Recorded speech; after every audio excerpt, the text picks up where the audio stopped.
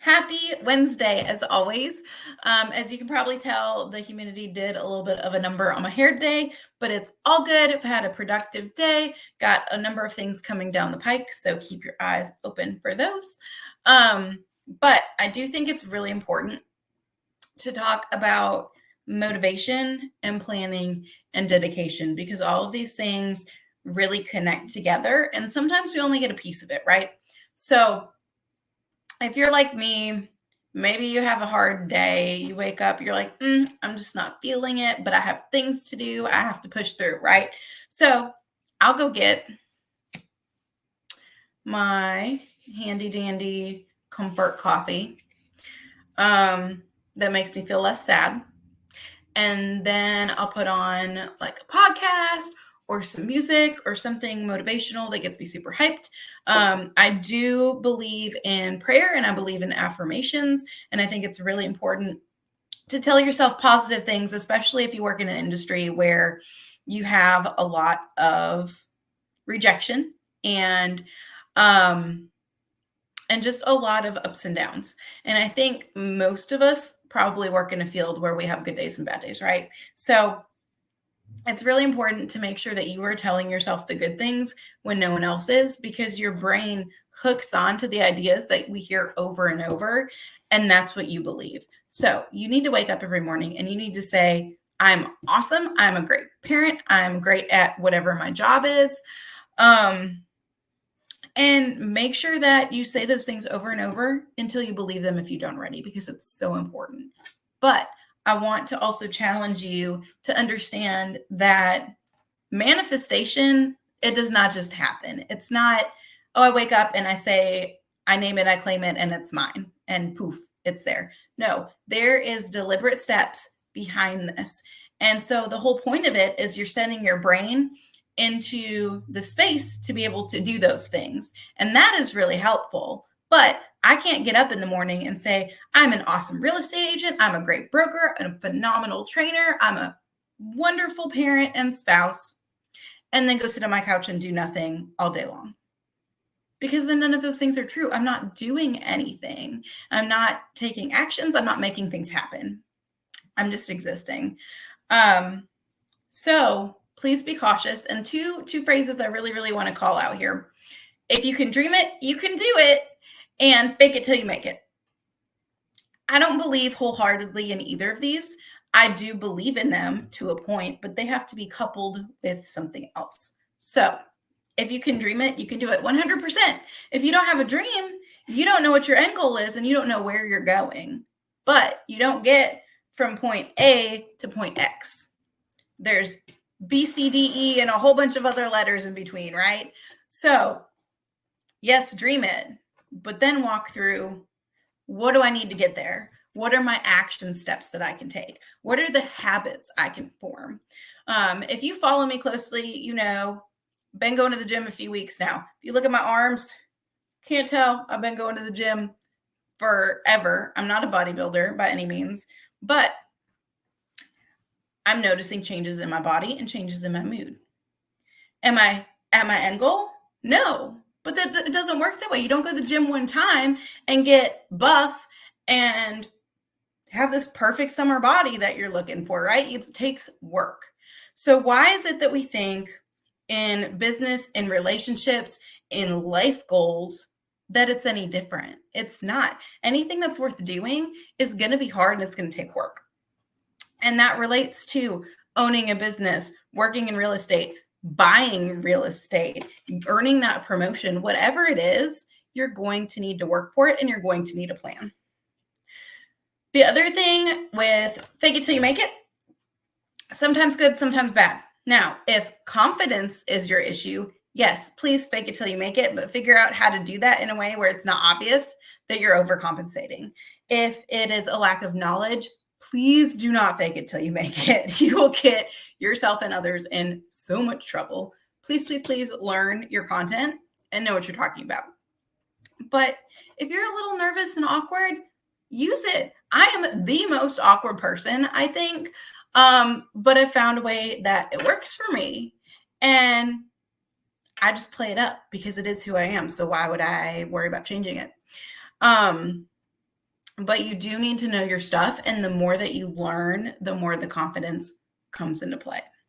But the biggest thing with all of this is you really, really, really need a plan. You can have dreams all day, but your dreams don't matter if you don't have any way of getting to them. So I want you guys to think through what your goals are, whether it's real estate related or not. What's something big that you want to achieve in the next 5 years? And I know it's a little cliche to be like, 5-year plan, but what is something big you want to achieve in the next 5 years? Is it buying a house? Is it paying off major debts? Is it buying an investment property? Do you want to quit your job and start a business? What is it that you really, really want to do that you can't do now, but that you can get to? And then I want you to sit there and figure out, what would I need to get there? And maybe figure out what's in your way. So I'm going to be a little bit vulnerable with you guys because, I don't like to sugarcoat things. We met with a financial planner, and I know a lot of business owners relate to this because we've had conversations about it, but I'm sure other people relate to this too, where you look at your income and you're like, oh, that's a good number. That's great. Awesome. But then you look at your bank account and the things that you have, and you're just like, no longer a great number. Where did this money go? Right? Well, when you have someone sitting down looking at all your debts, all your assets, your income, what you're spending your money on, and your daily habits, you can kind of start seeing the disconnect there. So for us, we went through and we were like, whoa, that's a lot of money we're spending out. And we were driving around $80,000 in debt in cars, $80,000 in debt. We were just driving around paying $2,100 a month. That's more than some people pay to live somewhere. That's stupid. So I don't have my phone on me, but I'll probably post a picture. We bought this old Honda Odyssey that kids love, which is great. Husband hates it. He hates it so much. But you know what? I love my van. I love my van because, first of all, the inside isn't that much different from my old car. But also, it means I'm not spending $2,100 a month in car payments anymore. That is over $24,000 a year that we're not wasting on something that's depreciating. That's $24,000 a year we can put into our home. We can save towards an investment property. We can do more trips, more camps for the kids. We can actually have the money if something goes wrong with this car. So I really want you guys to look at what you have in your life that maybe you can pare back. And I know not everyone has that. Some of you guys really are bare bones and it's still not enough. And I get that. But others, we're so worried about what other people are going to think. And when I work in an industry where, the height of success is a white Mercedes, look it up. It's a thing. I've never had a white Mercedes. I did have a white Subaru. Sometimes it's hard to take that back because you think, oh, it's perception. Perception's reality. And no one's going to buy anything from me if I don't look like I'm balling. But do you want to look fancy to someone who may or may not work with you anyway? Or do you want to actually build wealth for yourself and your family? And so I think that that's something that is difficult when we're in a society that is really flashy. But you need to look at you and your family and your goals and how you're going to get there and not just what it looks like today. A lot of us grew up on the candy now and laters. I love a now and later. But when it comes to money, it is very rarely now and later. It's now or later. So you need to pick if you want all of your comforts now and to keep working your butt off for it over and over and over, or if you're okay to downgrade your lifestyle a little bit to get something that you want better later. So if you have that flexibility, do it. We just cut a ton of bills and we're excited for where that's going to take us. So maybe that's part of your plan. I definitely advise talking to a lender, an insurance broker, and a financial advisor as soon as possible, also along with a real estate agent. And go through your long-term goals. Even if you don't plan on moving anytime soon, if you're like, I have some money in the bank that maybe I could put somewhere else and make more money, all of those people can help you protect your assets, find more, and build wealth so that your money's working for you and you're not working for it until you die. So I think that's really important. But also just keep in mind that you have to take action. Nothing happens by accident. A lot of times we are really lucky or really blessed, and things fall into place, but they very rarely fall into place when you're sitting on your couch. They fall into place when you're out working and you're going, when is it going to come through? When is it going to come through? When is my breakthrough? And you're at it and you're positioning yourself to be in line for an opportunity that's coming. You have to do both. It is not an either or. So I don't know, maybe this is a little bit disheartening for some people because it'd be so nice if we could sit here and be like, oh, I won the lottery and I didn't even play. But that's just not how it works. So make sure you have a plan.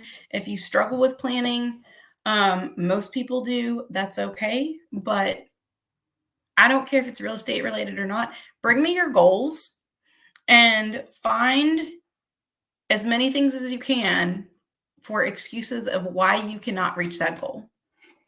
And I know that sounds crazy when we're trying to meet it, but I want you to come with me with every excuse you have of why you can't meet your goal so that we're going to pick them apart one by one and figure out how to fix them and get you on a path there. So if you're looking to buy a house, sell a house, invest in real estate, earn a promotion, get into real estate, start a business, just have less debt, take more trips, whatever it is, all of it is interconnected. They're not that different. So the plan that I use for myself and my agents probably mostly transfers to whatever it is that you have going on. If it is exercise specific, I'm probably not your girl, but I know people. So yeah, I just don't fall in this rabbit hole of name it, claim it. If you dream it, you can do it. Good things come to people who say affirmations. All that's true, but that's a mindset thing. And the mindset is important, but you still have to take action. It doesn't just happen. So I'll see you guys out there working really hard because that's what we do, right? But have a great Wednesday. I'll see you next week. As always, let me know topics you want to hear. Otherwise, I'm just going to keep ranting about things that become topical each week.